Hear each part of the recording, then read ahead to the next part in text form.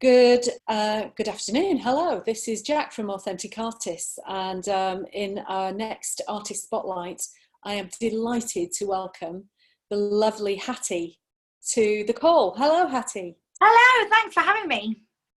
You're very welcome. It's a delight. Um, so, thanks for agreeing to be in the spotlight for this call, and I want to really just kind of let people know who you are and what you do, and then we'll talk about, how you came to work with me on the coaching, etc. So, do you want to give me a bit of an intro? Yes.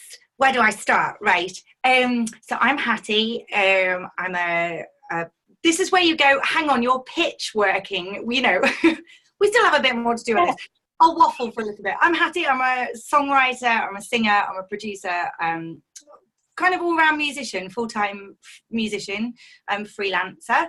And yes, that I met you, Jack, a while back at one of the events you put on, like it was an open mic type thing. But I'd come very late and I'd sort of gone, hi, and it was all a bit too much. And then I probably got to meet you at a writing retreat that we did together. And that's when I met you at the right time. You were the right person to meet at the right time. And we got on anyway, outside of Authentic Artists. And I just really like, you and your aura and your personality. So we got on with that. And then the Authentic Artist side became more apparent. You did a talk, and that's when I was like, I think this is what I need. And I didn't realize I needed it at that time. So, so that's how we met. And I've been freelancing for 4 years, full time. But I've been a musician for years and years and years, and I've done a bit of everything from setting up a record label. I really hammered it as an artist for about 5 years. Gigged, toured, festivals, releases, all this kind of thing. Then I was kind of solely a songwriter and producer for 3 years, which I just kind of started to expand again this year to bring the artist side back into it. And then the other side, I work full-time as a gigging musician as well. So that is like a big part of my income. Yep. So yes, that's probably sort of me in a nutshell of who I am and how we met. Yeah, no, thank you for that. I mean, it just gives people a bit of context as to, what you do. So in terms of that meeting, when I know I did do that to talk about Authentic Artists and the coaching and what I do, what was it that you heard in there that you thought, that's what I need? Where were you in your business and your music journey at that time, and why did you decide to work with me? So I think I met you at quite a pivotal point, actually. So I'd been working, as I say, solely as a songwriter on that side. So I'll just put this into context as well. I've kind of got 3 sides to my business, and one is the gigging, doing events, covers gigs, bars, restaurants, weddings, that kind of thing. So we'll put all that to one side. So so that's the bread and butter. Yeah, that's the bread and butter. We'll put all that to over there somewhere. That's a different hat. And but as a writer and artist, I'd shelved the artist side for quite a long time, focused purely on writing, building my studio up, building clients up, and just was doing a lot for pitch, a lot of brief writing, that kind of thing. And so I was signed to a publisher, and I came out of that deal earlier this year. So it didn't, I think coming out of any contract can be quite, it changes your mind on a few things, and it's always time to reassess. And that's where I was, where I met you in March. I was starting to reassess what was working, what wasn't. Was I happy doing with exactly what I was doing? And it had been, in the back of my mind, there's still things I wanted to say as an artist. And it really, people were asking me, are you putting things out, like you should? And I'd spoken to somebody I think I'd kept them very separate, because as a songwriter I was like, oh well, that's my stuff, and then, you know, writing for other people, like, you know, this person, very, you know, big songwriter, he was like, putting your own stuff out does not harm you as a songwriter if you're working, you know. And I really that has started to change my mind, and it started to formulate again, going, actually, you know, I still have all my connections, I think I can still put stuff out, and it will say what I want to say, and maybe even allow myself to kind of express myself. Excuse the dog. Lexi. So I'm becoming a teacher in this. I do apologise for that. So, you know, it was a chance for me to express myself in a way that I couldn't writing with and for other people or for briefs. So, Lexi, can't whistle. Right. So, yes. So, lost my train of thought there, of course. So you still wanted to be an artist as well, because you've got things you still want to say. Yeah, exactly. And it really felt just right at the right time. It was quite pivotal in my personal life as well. I was going through quite a lot of change, and I just felt like I still had something to give and something to offer. So when I met you in March, it was the first time that I'd gone to a writing retreat and actually said, you know what, I'd be happy to write for myself, you know, going into a group. And that was quite a big thing for me to say. And yeah, so from that, I was just like, oh goodness, there's a whole lot of infrastructure that I've forgotten about. Like, it's been so long since I've had to really do this properly that I was like, who am I as an artist? You know, I've been trying to write all this different stuff for so many years. What brings me down to me? What can I sell at shows? You know, what is my USP, I guess? And you never want to look at yourself as a product, but yeah, you have to, and you have to come back round to that and go, okay, right, don't be you can be self-indulgent, of course, but you have to separate yourself off, and that's what I wasn't very well prepared to do. So when you talked about authentic artists, it is that missing link for me. It was like, I, you know, need to be asked the right questions, and I think that was the part for me that really got me, and I was like, I was ready to talk about myself as an artist and really start to get this infrastructure going. It's really interesting, isn't it, that you said that, because you're right. I talk about this with a lot of people, is that you do have to separate yourself slightly and think of yourself as a product, but the trick is still being authentic while doing that. Yeah. And not kind of creating some disconnected persona that doesn't really, you know, kind of reflect or project who you are and who you want to, how you want to communicate with your audience. Mm-hmm. So that separation, that can be a bit tricky. And I think, you know, what was nice is seeing, you know, how you thought about that as we went through our process, you know, and how you kind of reassessed that kind of position that you wanted to establish. Yeah, I think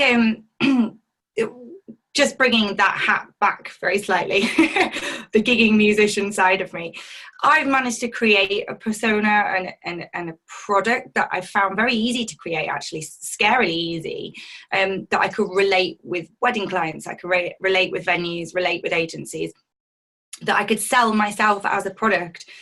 You know, and I could say what I needed to on social media in a way that suited that. And I found it really, really easy. Yeah. And then it really confused me why I was really struggling to do this for myself. And because of that attachment to what you want to say and how you want to say it. And you just, because you want to make it authentic, you don't want to see it as a product. So it's a change of mindset, which you really, really helped me with by sort of very gently kind of asking me about the fundamentals, of which for me as a solo artist, I don't even have the band anymore. I'm doing everything, even, you know, gig wise with the show and stuff with the loops, and you've got nobody to bounce things off. Yeah. So you haven't got somebody to go, that should be your next single, or you know, and you don't necessarily need or want somebody to say that, because you're probably only going to go, no, I'm going to do it my way. But you do need a little bit of gentle, you know, molding of just going, what about this? What about this? What do you think about this? How would you do it? And that's what you did for me. You know, you just gave me a little bit of structure around, so it wasn't just this fog of, I'm an artist, oh goodness gracious, what do I do next? How do I release stuff again? I've forgotten. Had you ever worked with a coach on anything before? I'd worked with a songwriting coach, and in the publishing I had like, you know, strong mentorship for the first couple of years of, you know, really working about strategy and in-depth, you know, about making my connections and, you know, down to try rewriting that pre-chorus or this, that and the other. So I'd had coaching on that side of things. Yeah. But really, I think my missing piece on that side was I was struggling to figure out what I brought to every session. I was trying to, as a songwriter, what I was bringing to every session. I was trying to be 100 songwriters in one. Yeah. And I really felt like I could have maybe have done with that during that period, having someone to go, right, your personality is a little bit like, maybe like this. So how about, you know, you try doing this and that will make you feel more confident in those sessions, or almost a bit more pastoral kind of care. So yeah, so yes, I have had coaching, but not like from a personality level. Does that make sense? Yeah, it does. It's interesting to me as well that the coaching that I do, which is, you know, primarily focused on the business side of the music business, because my background isn't in music, as you know. So, you know, that's not my expertise, but it's about how you are running your business within that. So, you know, from right at the off, you know, there were some real kind of, even how you structure your day type kind of approaches that, you know, just needed a bit of reframing. And I think you were actually quite hard on yourself as well, you know, that was, you know, needed a bit of reflection back to you to sort of say, you know, you can't do it. You can't. In fact, one of them, if you don't mind me saying, is you know, gigging all night and then thinking you should get up at, you know, start work at 8 a.m. and go all day and then all night again. I mean, that's just not sustainable, and it's not sensible either from a health or mental health point of view. So just the permission to not have to do that all the time. Yeah. And you got me in, you know, I remember like our first session, I was up a height because I think I had like 3 or 4 recording projects going on that I was trying to do during the day, but then I was also doing like 4 or 5 weddings that week, and then was, you know, trying to sort everything out, and then I had the coaching, and I was like, I can't think about being an artist as well, what the hell. And you got me on like on a day where I was like, oh God, I don't know what I'm doing. And you brought me back down, and to the point where like I couldn't actually think about being an artist. So what I'd signed up with you to talk about, we didn't actually talk about for 2 or 3 sessions, I don't think, was it? Like, because I was just struggling to get through the backlog of work that I had with the recording projects, you know, of just didn't feel like there was enough time in the day, enough time in the week, and then being exhausted and then frustrated at myself because I couldn't focus. Yeah. So that really, really helped me. And you know, I've carried that on, you know, ever since. You know, I really kind of work my weeks. I try and focus it on a Sunday to maybe think about what I'm doing during the week and when can I take time off. And I think that's, so it's not necessarily what am I going to do during the week, it's when do I have time off. And it's coming to a point now, the summer goes a bit crazy with gigs, but I'm at a point where it's like I can almost take a regular Monday off. Even if I'm gigging in the evening, I take the daytime off and go, you know what, I'm going to sort out, you know, clothes, washing, supermarket shop, all that kind of thing. Because without that in place, I can't really get on with anything else. Yeah, there's got to be time for your life. You know, I mean, this is the thing, you know, that just the permission even to say, okay, you know, where am I going to focus on, you know, even like kind of chunking things together in terms of I'm going to have a slab of time that's just on my production. I'm going to get, because you were feeling a bit guilty as well about being behind with some of the delivery of that for other people. Yeah. So, you know, just getting that backlog cleared and giving yourself permission to not have to put the pressure on forging ahead with new stuff all the time and getting some completion done. Freed up some time as well. So yeah, you're right, it was kind of life stuff to kind of get yourself grounded and, you know, in a good place, so that you could then think about what do you want to achieve with your artist projects. Yeah, it was. And I think almost when I take on too much stuff, the artist side, because for me it sometimes feels self-indulgent, goes off to one side. And I think, you know, a lot of people will relate with that. You know, if you're trying to balance and juggle a freelance job, it's very much like, oh, well, nobody's pressurizing me for that. It's just me who wants that. And, you know, it's turning that into the worth that the other aspects of your business have as well, and just going, you know what, this has the potential to make as much money as the other parts if I put the time in. It's not going to happen if I don't put any time in. And so freeing up that time to do that was so important. I think as well, I knew I had festival slots already booked in, because even though I say I wasn't focusing on artists, I let it sort of, it's trickled on for years. And so I'm really lucky that people still book us for some great festival slots, you know, great support slots, and I felt like I wasn't delivering exactly, or very focused delivery, and wasting opportunity at those gigs as well by going, right, there's a room full of people who are listening and I can't really give them what they want because I don't know. I'm just like, oh, and then the stress of having those gigs booked and going, oh goodness, oh gracious, I haven't thought about that for so long. And they're booming then on you, aren't they? They're like, you know, wow, you know. It is totally. And so when we started talking about the artist thing, once we got that, allowing time to actually bring this into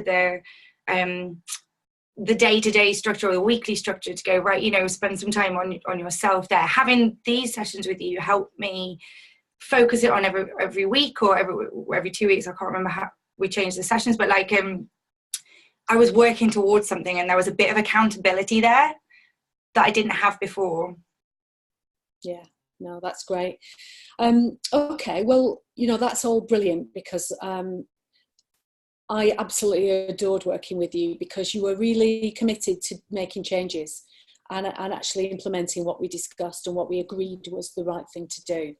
Yeah. And, you know, we very much did make that up as we went along. There were, you know, there was no set plan from my point of view as to what I assumed you would need. That wasn't the way it was, and that's not the way I work. Very much it's like, okay, what's showing up for you?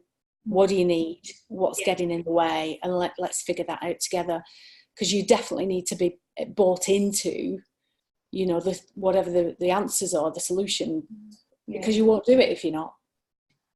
Yeah, and I think there was always a bit in the back of my mind, because I've been, you know, I've signed up to things online of, you know, write the best song in 7 days and it'll be a #1 smasher, and you're like, all right, okay, yeah, I'll sign up to that. And so I've always been a bit wary, you know, I've fallen for so many things on the web, on the internet, onto the interweb.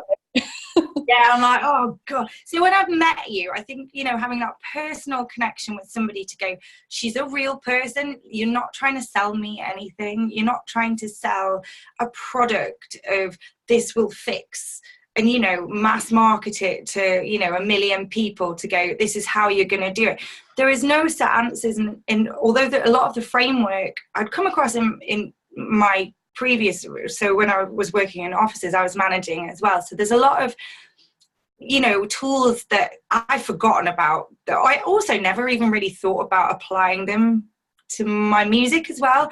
So there was that side, that knowledge, which was so helpful and brilliant. But the fact that you didn't have a set plan to go, right, this is how it's going to be, and you're going to work and then you'll get this result at the end, was just so refreshing. And so like, that's what I needed. I needed someone to go, because I don't think I really knew right at the beginning. I was just like, here's all the stuff and I don't know what I need. And you just kind of managed to get that focus and tease it out, which took a bit of patience and a lot of skill from your end, really, to come scatty Hattie here, just like, I don't know what's going on. No, I mean, I loved it, because that's, you know, that's what gives me you know, a lot of sort of satisfaction is seeing you make the changes and then it working. And you know, what's amazing to me is, you know, you are so talented and you've got such great material, and to see you release your songs and to kind of make progress is absolutely the best thing ever for me. So that I get, you know, it's great. What I'd like to kind of finish by asking you as well is, so what's happened since? What results did you actually see? Sure. And how has it helped? You know, where are you now? So the kind of goal that we got, I guess I like really tangible things that you can go tick that off the list. And so we discussed that, you know, I would put out this single that I'd actually had ready, for a good 4 months. It was totally done, finished, mixed, mastered, absolutely everything. I just had no plan I didn't know what to do. So we had, and then I had 4 festival slots with a big one at the end of August.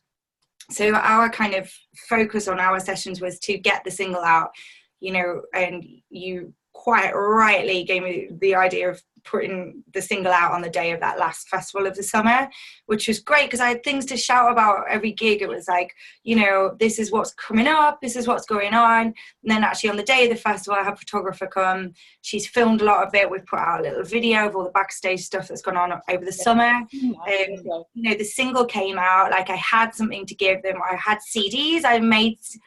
Yes, those things, they do exist still, but I did a load of stuff that I hadn't done for years, you know, hand making all the CDs and merch and stuff, which I love doing. I'm right crafty.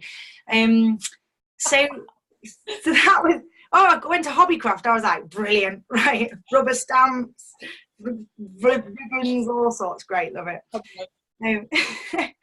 But you know, so during this process, I think quite rightly, again, with the, not only was that release and the practicalities of a release schedule and a 90-day plan and a 120-day plan, that kind of thing, I really, is a live show, because that's pretty much where I sit more comfortably now, is always been with the live stuff, and having a journey that I can take the audience on, you know, really having stories about, you know, how am I going to connect to the audience?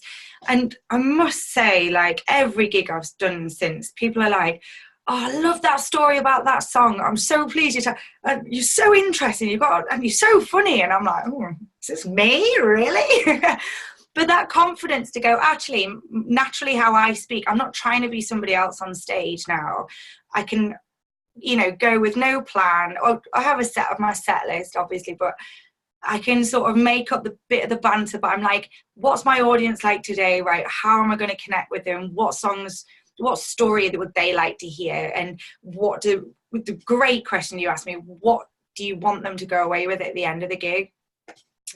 And I really had this vision of, you know, being a strong solo artist, lots of things going on stage, like tech and loops and this kind of stuff. But for them to go, I really liked your songs, and I thought you were really funny.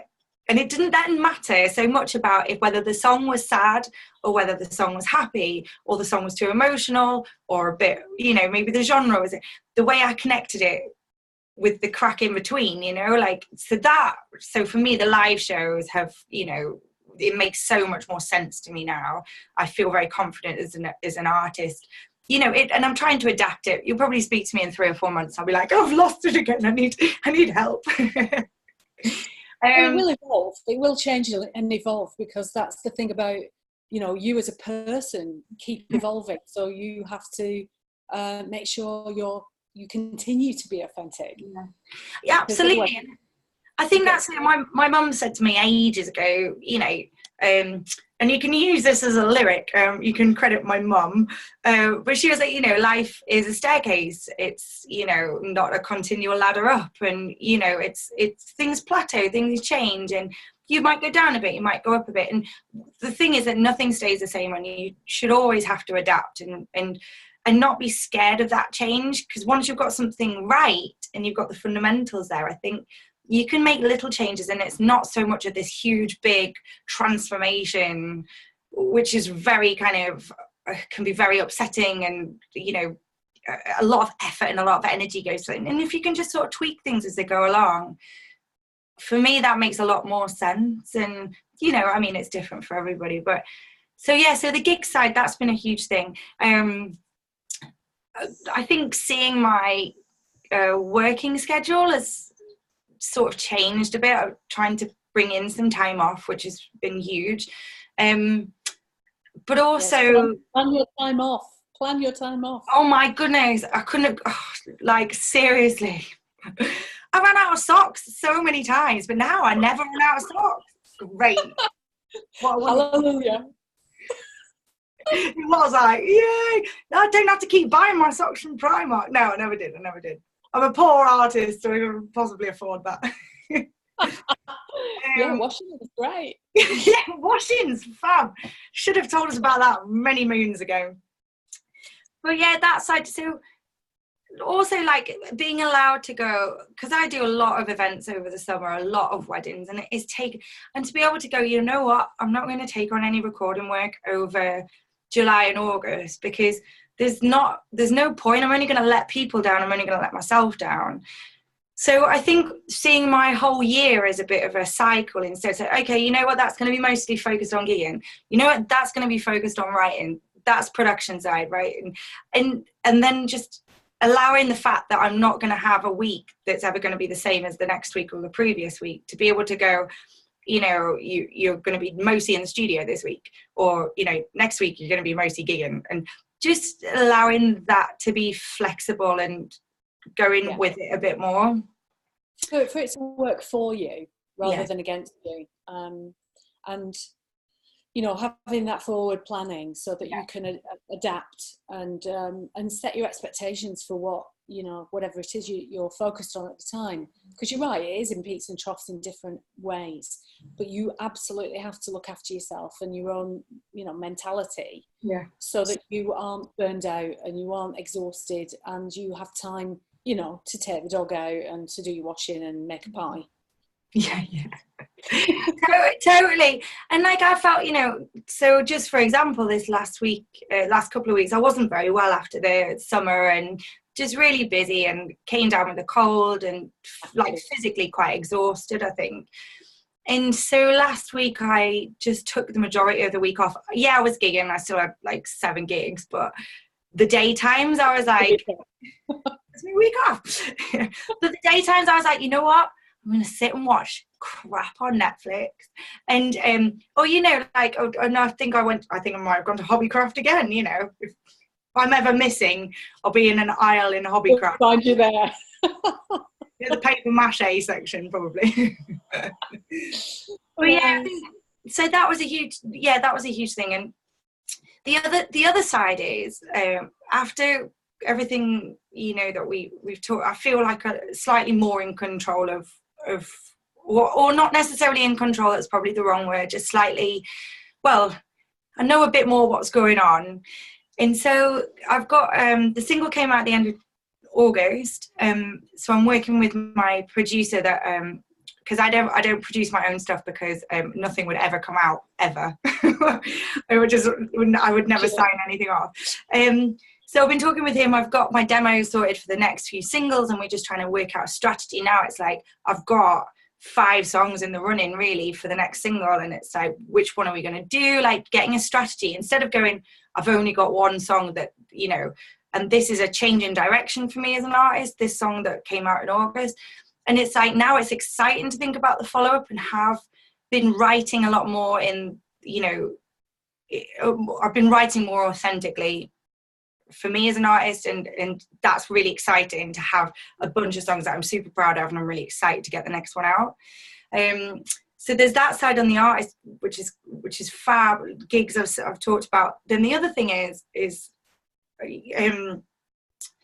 I really struggled with like being in the same house, like, so having my studio in the flat, and I felt like this separation has been really, really hard, that you never turn off, you know. It's always like, you know, the room's here, okay, well, I've come back from a gig, oh, my vocals are pretty good actually at the moment because I've been singing all day, I might as well just lay a vocal down, let's just do that now, and then like not really chilling out. And so I've had it in the long game for a while, but I've just signed a lease for a room for which will be a studio, so I can move this studio out into a separate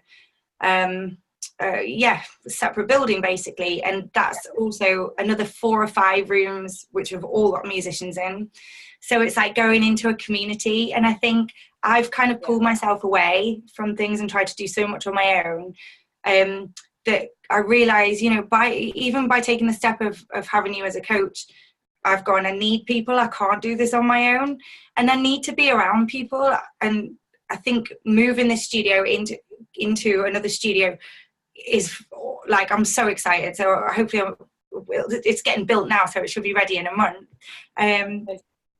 So that, I think that for me has been like a follow-on, an unexpected result of me kind of reviewing exactly what's going on with all the music, well, every hat I wear. It's about knowing what you need as well, and if you need, you know, structure and other people and support, you know, and then you were able to understand that that's okay to need those things, and then work with that to build that into your life, and that's such a positive thing, because you can go to work and then do your work, and then you can come home and relax. So, you know, brilliant. I'm really chuffed by that, because I think that's a really positive thing. But you kind of skipped over. Tell me more about what happened with your single. So the single, it's done really well, like really, really unexpected, because I mean, it was a bit of a learning curve. Like, everybody said you need to get stuff to press 6 weeks before. I was like, yeah. 2 weeks before, everybody's like, nah, the press has gone out for, like, I was like, damn, everybody said that for a reason. So I really didn't think, but it's a learning curve. It's like, I reconnected with a few people in the press, like especially in the local, the guys that I used to know. I've reconnected with them, and so for the next single, I'm a bit more aware of what I need to do. So I thought, I was like, oh, well, I've missed the boat on this. Like, I'm going to put this single out. Like, nobody will, you know, but I'll be pleased. I've done it, and I've plugged it. It shows, so it'll be great. And then I submitted to BBC Introducing, and those guys have always been really supportive previously. And so they put it on the Northeast Introducing. And then that got picked up by the National, so we've got it onto Tom Robinson's Radio 6 show, which was like, I was walking the dog, Jack, and like I'd done a god-awful gig as well. It was awful. And I was walking the dog, it's about midnight. I was like, I'll check my Twitter, and I never checked my Twitter. And I was like, oh my goodness, I've got it. And I was like this to the dog, yes, we did it. And then, you know, it was just so unexpected. And I think that was like, oh my goodness, I haven't had this for so long. Like, you know, people really behind something that I've put out. And really it's because I did put the effort in, and I got excited and put little show reels together and put little promo videos and try to put my personality into those videos as well, instead of trying to be somebody else, you know. And I think that really helped. I think people have started to get a little bit more of maybe who I'm starting to, you know. So the single's done really well. And then doing a video at the moment, which is taking a bit of time, but you know, whatever, it's just gonna take as long.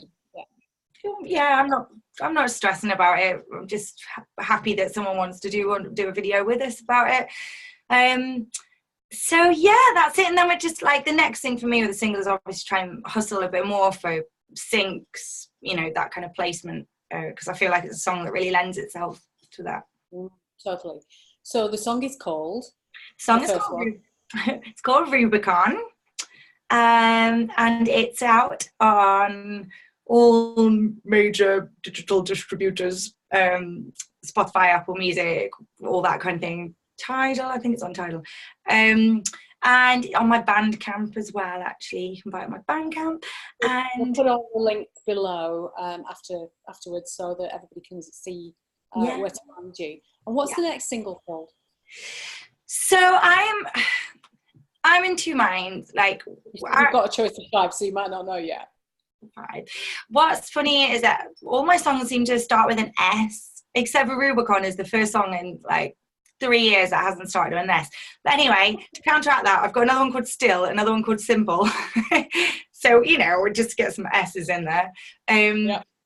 So I'm not sure. There's something I wrote at the beginning of the year on my own, and I'm just, you know, it's there, it's demoed. I just need to do a little tweak. But I've done a 90-day plan. You'll love this. I've taken your spreadsheet and actually done a year. I've done goals for up to a year in all the different areas of my businesses, and really sat down and really planned stuff in. And so regardless of what the next single is going to be, I'm going to send it to the producer next week. So could be called Pale Hands, could be still, could be simple, could be. Yeah. Goodness. Good. That's all fantastically positive, and I'm so pleased. I personally adore Rubicon. I think it's epic. And I'd encourage everybody to have a listen, because it's a real class piece of work. So thank you so much. And it probably wouldn't have come out if it hadn't been for you, honestly. It probably would be sat in my back pocket going, oh, I've got a single I'm going to put out soon. That makes me so happy, because my core motivator, you know, ever since I've started working with and meeting musicians and artists, is I would hate for your talent not to be heard for the sake of a few business skills, you know, and the discipline around that. So that makes me incredibly proud and happy. So thank you. And I appreciate it. There's a no, and I appreciate it so much that, you know, you're open to my scattiness and just could sort that out. I think there's a huge part of this as well, which I've thought about a lot over the last probably since our sessions, because you said something about resistance. When you start feeling resistance to something and you're like, why am I doing this? Why am I procrastinating about something? And really that resistance is usually fear. And I think that's been really important for me because this has gone across, you know, all of my whole different parts of my life. If I'm finding resistance to things, I'm like, right, okay, what is it? Recognize it. Is it fear? Is it because it's unknown? Or and then you can start to work around it. And really, I felt like you allowed me to come over some fear by talking about it, like managing it into bite-sized chunks. So really it is whatever issue, you know, people are having, whether it's, you know, not sure of something, and it's like, you know, that to talk it through with you in such a gentle and understanding and constructive way has been the best takeaway really I can get out of all of this. So no, thank you for that. And yeah, you're right. I mean, it will definitely help other people that when you feel that resistance, that's generally exactly what you need to be doing. Mm-hmm. Because our ego mind is trying to protect us from failure, the fear, the success. Yeah, because it's different, it's new, it's scary. And so it's generally, you know, we're feeling that because, you know, it's trying to keep us playing small, because that's where our comfort zone is. But we need to push through that and understand it and be a kind of, you know, slightly non-judgmental observer of where that feeling's coming from, and then understand it and then plan around it to gently do it anyway, you know. So no, that's really good self-awareness. Much appreciated, much needed.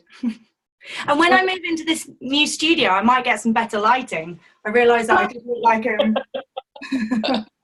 it's been getting darker and darker, and I look like a Smurf really close up. So I'm really sorry about the lighting issue.